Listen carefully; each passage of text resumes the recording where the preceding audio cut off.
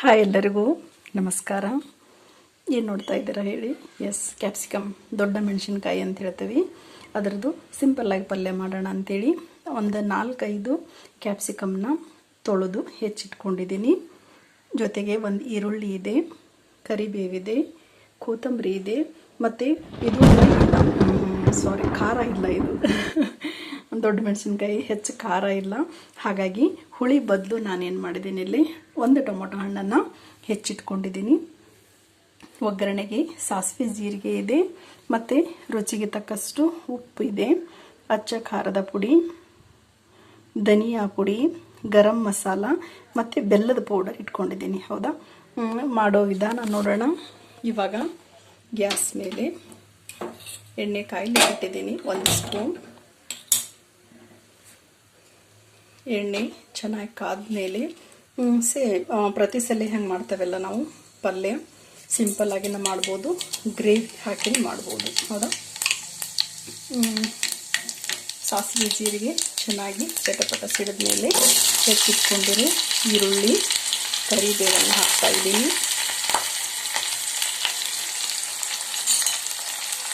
ಇದು ಸ್ವಲ್ಪ colour change ಆಗೋವರೆಗೂ ಏನು ಮಾಡಬೇಕು, ಎಣ್ಣೆಗೆ ಫ್ರೈ ಮಾಡ್ಕೋಬೇಕು. ಪಲ್ಯ ತುಂಬ ರುಚಿ ಬರಬೇಕಂತ ಹೇಳಿದ್ರೆ ಇದೇನು ದೊಡ್ಡ ಮೆಣಸಿನ್ಕಾಯಿ ಹಾಕ್ತಾ ಇದ್ದೇನಲ್ಲ, ಇದನ್ನು ಮುಚ್ಚಳ ಮುಚ್ಚಿ 2 ನಿಮಿಷ ಎಣ್ಣೆಯಲ್ಲೇ ನಾವು ಲೋ ಫ್ಲೇಮಲ್ಲಿ ಏನು ಮಾಡಬೇಕು, ಇದನ್ನು ಪೂರ್ತಿಯಾಗಿ ಬಾಡಿಸ್ಕೋಬೇಕು. ಆವಾಗ ಪಲ್ಯ ಏನಾಗುತ್ತೆ, ತುಂಬ ಟೇಸ್ಟ್ ಬರುತ್ತೆ. ಅರ್ಜೆಂಟಲ್ಲಿ ಎಲ್ಲ ಸಾಮಗ್ರಿ ಹಾಕಿ ನಾವು ಇಟ್ಟಿವಿ ಅಂತ ಹೇಳಿದ್ರೆ ಆ ಟೇಸ್ಟು ಬರೋದಿಲ್ಲ. 2-3 ನಿಮಿಷ ಇದನ್ನು ಲೋ ಫ್ಲೇಮಲ್ಲಿ ನಾವೇನು ಮಾಡಬೇಕು, ಬೇಯಿಸ್ಕೋಬೇಕು. ಮತ್ತು ಮಸಾಲೆ ರುಬ್ಬಿ ಹಾಕ್ಲಿಕ್ಕೆ ಇಷ್ಟಪಡೋರು ಸೇಮ್ ಇದೆ, ಈರುಳ್ಳಿ, ಟೊಮಾಟೊ, ಸ್ವಲ್ಪ ಶುಂಠಿ, ಕೊಬ್ಬರಿಯನ್ನು ರುಬ್ಬಿಬಿಟ್ಟು ನೀವು ಹಾಕಿದರೆ ಏನಾಗುತ್ತೆ, ಗ್ರೇವಿ ಚೆನ್ನಾಗಿ ಬರುತ್ತೆ. ಆ್ಯಕ್ಚುಲಿ ನನಗೆ ಗ್ರೇವಿ ಬೇಡ, ಸಿಂಪಲ್ಲಾಗಿ ಪಲ್ಯವನ್ನು ನಾನೇನು ಮಾಡ್ತಾಯಿದ್ದೀನಿ, ಈಗ ಮಾಡ್ಕೋತಾ ಇದ್ದೀನಿ. ಇದನ್ನು ಲೋ ಫ್ಲೇಮಲ್ಲಿ 2-3 ನಿಮಿಷ ನಾವೇನು ಮಾಡಬೇಕು, ಬೇಯಲಿಕ್ಕೆ ಬಿಡಬೇಕು. ಎಸ್, 2 ನಿಮಿಷ ಎಣ್ಣೆಯಲ್ಲಿ ಏನಾಗಿದೆ, ಚೆನ್ನಾಗಿ ದಪ್ಪ ಮೆಣಸಿನಕಾಯಿ ಬೆಂದಿದೆ.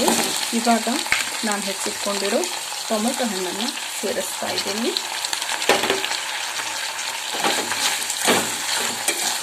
ಇದು ಸ್ವಲ್ಪ 1 ನಿಮಿಷ. ಆ್ಯಕ್ಚುಲಿ ಟೊಮೆಟೊ ಹಣ್ಣು ಬೇಗ ಬೆಂದ್ಬಿಡುತ್ತೆ, ಹಾಗಾಗಿ ಎಸ್, ಇಷ್ಟಾದಮೇಲೆ ನಾವು ಎತ್ತಿಟ್ಕೊಂಡಿರೋ ಒಂದೊಂದೇ ಸಾಮಗ್ರಿಗಳನ್ನು ಸೇರಿಸ್ತಾ ಹೋಗ್ತೇನೆ. ರುಚಿಗೆ ತಕ್ಕಷ್ಟು ಉಪ್ಪಿದೆ, ಅಚ್ಚ ಖಾರದ ಪುಡಿ, ಖಾರ ಪುಡಿನ ಅರ್ಧ ಟೀ ಸ್ಪೂನ್ ಸೇರಿಸ್ತಾ ಇದ್ದೀನಿ. ಯಾಕಂದರೆ ಇದು ದೊಡ್ಡ ಮೆಣಸಿನ್ಕಾಯಿ ನಾನು ತೊಗೊಂಡು ಬಂದಿದ್ದು, ಖಾರ ಇಲ್ಲ ಇದು, ಹಾಗಾಗಿ ಖಾರನೂ ಆಗುತ್ತೆ, ಜೊತೆಗೆ ಕಲರು ಬರುತ್ತೆ. ಅರ್ಧ ಟೀ ಸ್ಪೂನ್ ಧನಿಯಾ ಪೌಡರ್, ಅರ್ಧ ಟೀ ಸ್ಪೂನ್ ಗರಂ ಮಸಾಲ, ಮತ್ತು ರುಚಿಯನ್ನು ಹೆಚ್ಚಿಸಲಿಕ್ಕೆ ಬೆಲ್ಲದ ಪುಡಿ.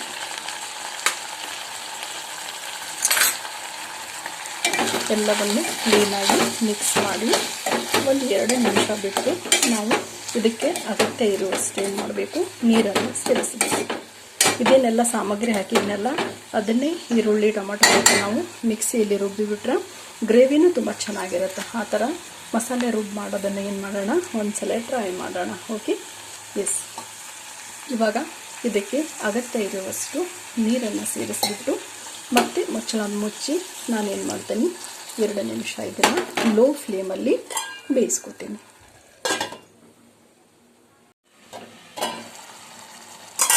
ಎಸ್, ಎಲ್ಲ ಮಸಾಲೆ ಸಾಮಗ್ರಿಗಳ ಜೊತೆಗೆ ಚೆನ್ನಾಗಿ ಏನಾಗಿದೆ ಹೊಂದಿಕೊಂಡು ಚೆನ್ನಾಗಿ ಬೆಂದಿದೆ. ಇವಾಗ ಲಾಸ್ಟ್ಗೆ ನಾವು ಬದನೆಕಾಯಿ ಪಲ್ಯ ಮತ್ತು ಡೊಣ್ಗಾಯಿ ಇದೆಲ್ಲ ಮಾಡಿದರೆ ನಮ್ಮ ಸೈಡ್ ಏನು ಮಾಡ್ತೇವೆ, ಹೀರೆಕಾಯಿ ಪಲ್ಯ ಪ್ರತಿಯೊಂದಕ್ಕೂ ಗುರಳ್ ಪುಡಿ ಹಾಕೊಂಡು ನಮಗೇನಿದೆ ಅಭ್ಯಾಸ ಇದೆ. ಹೌದಾ, ಕೆಲವರು ಶೇಂಗಾ ಪುಡಿ ಹಾಕ್ತಾರೆ, ಕೆಲವರು ಎಳ್ಳು ಪುಡಿ.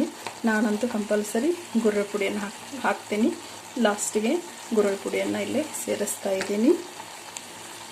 ಕೊನೆಗೆ ನಾವು ಹೆಚ್ಚಿಟ್ಕೊಂಡಿರೋ ಕೊತ್ತಂಬರಿ ಸೊಪ್ಪನ್ನು ಹಾಕಿ ಚೆನ್ನಾಗಿ ಮಿಕ್ಸ್ ಮಾಡಿದ್ವಿ ಅಂತ ಹೇಳಿದ್ರೆ ನಮ್ಮ ಇವತ್ತಿನ ದಪ್ಪ ಮೆಣಸಿನಕಾಯಿ ಪಲ್ಯ ಸವಿಯಲು ಸಿದ್ಧ. ಇವತ್ತಿನ ರೆಸಿಪಿ ಹೇಗೆ ಅನ್ನಿಸ್ತು ನಿಮಗೆ, ಮತ್ತು ನೀವು ಯಾವ ಟೈಪಲ್ಲಿ ಮಾಡ್ತೀರಾ ಅನ್ನೋದನ್ನು ಕಮೆಂಟ್ ಮೂಲಕ ನೀವು ತಿಳಿಸ್ಬೋದು. ನೋಡಿರುವ ತಮಗೆಲ್ಲರಿಗೂ ಧನ್ಯವಾದಗಳು.